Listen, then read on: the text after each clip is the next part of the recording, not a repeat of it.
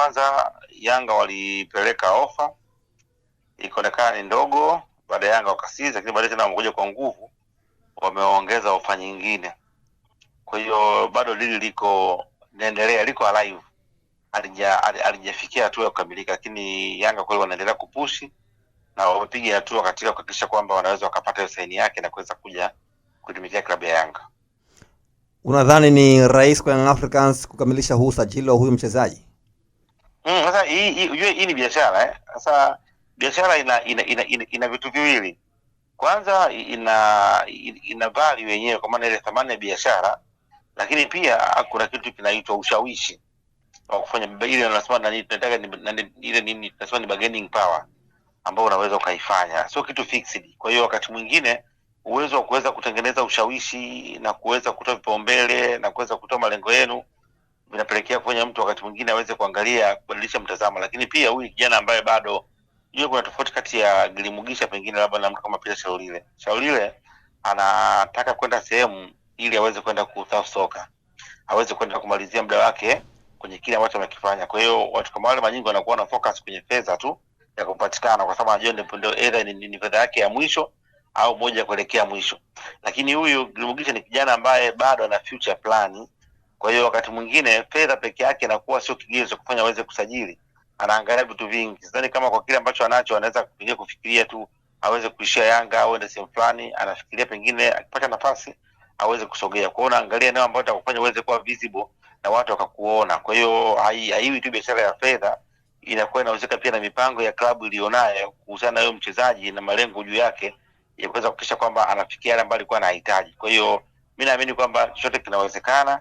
Ndio maana mara ya kwanza walipeleka dau likawa dogo, sasa wampeleka dau, mazungumzo yameanza. Kwa hiyo ukiona mpaka mazungumzo yanazungumzika, maana kitu ambacho wamekipeleka kinaakisi mahitaji ya mchezaji na timu yake kwa ujumla.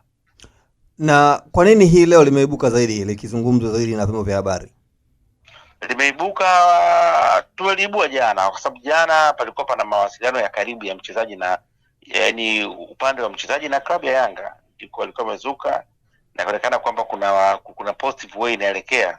Kwa hiyo ilipoweza kupostiwa ndio likaanza kushika kasi na kuona kwamba dili ipo. Unajua katikati zitokea habari za kwamba tayari kwa amesha saini mkataba wa awali kule Saudi Arabia kule Libya, na nafikiri na wewe nilikwambia kabisa kwamba mkataba wa awali sio kila kitu ambacho kinamaliza. Unaweza ukasaini yale contract lakini contract lakini mwisho siku ikaja ikafa, kwa sababu sio thibitisho, na kipindi hiki haiishi mpaka iishe. Yaani wakati ambao dili yote inaweza ikawezekana au isiwezekane, kwa sababu mtu anaweza akaja akakuapproach aweze kukusajili, akaona na una gharama kubwa, akaondoka akaenda sehemu nyingine huko, akapambana akaenda kwingine, akakwama tena, akakuangalia kama bado hujapata timu naye akaja. Kwa hiyo panakuwa na vitu vingi. Kwa hiyo imebuka kutokana kwamba ni muda ambao Yanga waliendelea kupush kwa kasi kubwa kuona kwamba wanaweza kumchukua mapema na kuanza kujiunga na timu yao. Wengi wanaamini kwamba huenda ikawa ngumu zaidi kwa sababu kuna klabu mbalimbali pia zimeonyesha kumhitaji na kiwango kikubwa cha fedha kimewekwa mezani. Hili likoje pia kwako? Na ndio ambacho nilichokuambia, nimekuambia kwamba mara nyingi hawa wachezaji haiangalii tu fedha. Yanga kama ungesema uanze kuangalia, yani uweze kuquantify kiwango cha kumchukua Ziki na ofa za timu nyingine, pengine wasingeweza kumchukua. Hata ukiangalia issue ya Pacome, pengine wasingeweza kumchukua. Hata juzi tumesikia hapa Okero akiwa anazungumza na yule Mulindwa, pengine wasingeweza kumchukua. Kwa hiyo kuna zaidi ya fedha kwa mchezaji. Wakati mwingine wanaangalia vitu vingine vingi ambavyo vinakuwa vinahusiana na mchezaji. Kwa hiyo si fedha peke yake ambazo zinaweza kufanya mchezaji atoke sehemu moja kwa sehemu nyingine. Mfano mdogo tu, timu nyingi ambazo zinamhitaji Gilimugisha ni timu za Libya ambako ligi yake haiko stable, haiko visible, bado hapajatulia kwa maana ya kisiasa.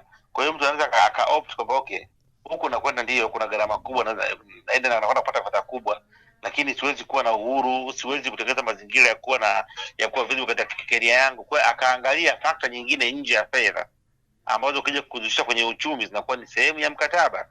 Akaangalia lifestyle ya sehemu, akaangalia ugumu wa maisha, vitu vingi unaangalia ndani yake na kuweza ukaangalia hiyo mode of payment wananilipaje, ukaangalia mambo ya kikodi. Kwa vitu vingi ambavyo vinakuwa vinaangaliwa. Ni kama kipindi kile ambacho watu walikuwa wanazungumza kuhusu Mzize kwenda nje, uangalie tu kwamba pengine utapewa $50,000 kwa mwezi, dola 50,000 unazopewa pengine 125 zitakuwa katika mazingira gani, katika mgawanyo gani, kuna kodi kiasi gani? Ni vitu vingi. Kwanza unikuta kwamba dola 50,000 ambayo ungepewa Ufaransa, ukija kukompea na milioni 30 ambayo unapewa Tanzania, milioni 30 ikawa ina nguvu kuliko milioni 150 ambayo unapewa Ufaransa.